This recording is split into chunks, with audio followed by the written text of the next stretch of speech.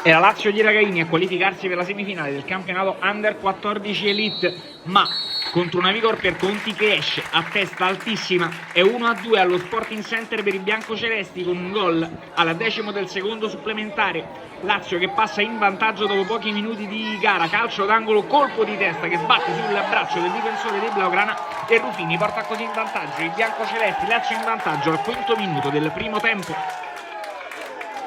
Vigor che reagisce in seguito ancora ad un corner poco dopo, poi è ancora Lazio a farsi vedere con questo calcio di punizione, alto sopra la traversa, ancora biancocelesti che provano dallo stesso corner da cui è nato il vantaggio, palla al centro dell'area di rigore che sfida su tutta quanta l'area, palla che poi esce sul fondo, ancora Lazio sul finale della prima frazione di gioco con il numero 9 Conti dei biancocelesti che si gira e prova la conclusione che termina sul fondo, ultimo brivido della prima frazione con il calcio di punizione battuto da Delle Fratte, palla che poi esce palo della Lazio ad inizio di ripresa con Punzo, sfera che poi termina in corner, Lazio che va in verticale ancora poco dopo, palla con il destro, alto sopra la traversa, Vigor che però non ci sta e che gioca un gran secondo tempo trovando il gol del pareggio con un'ottima azione Corali rifinita dal numero 18 della formazione blaugrana Zaccardi, palla in verticale da Ruri verso proprio il numero 18 che se la porta sul destro, punta quanto basta, palla all'angolino e al 17° del secondo tempo la Vigor rimette tutto in parità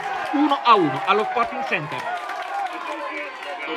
Ancora Blaugrana che nel finale del match prova un'altra sortita offensiva con un erroraccio da parte di Folgori, conclusione dalla distanza da parte di Orlandi, su cui il numero 1 dei biancocelesti riesce però ad intervenire, match che va poi ai supplementari, nel primo tempo supplementare la Lazio ad essere pericolosa con questa palla in verticale, conclusione bloccata da Maglietta che blocca il pallone, poi Vigor per Conti che si fa vedere nel secondo supplementare con la sortita da parte di Pellecca che rientra sul destro, conclusione parata da Folgori. Il gol decisivo arriva come detto al 10° minuto del secondo tempo supplementare, cross dalla destra, colpo di testa da parte del numero 18 Daniello che fa 1-2 riportando avanti i biancocelesti. 6 saranno i minuti di recupero alla termine dei quali il direttore di gara dice che può bastare qui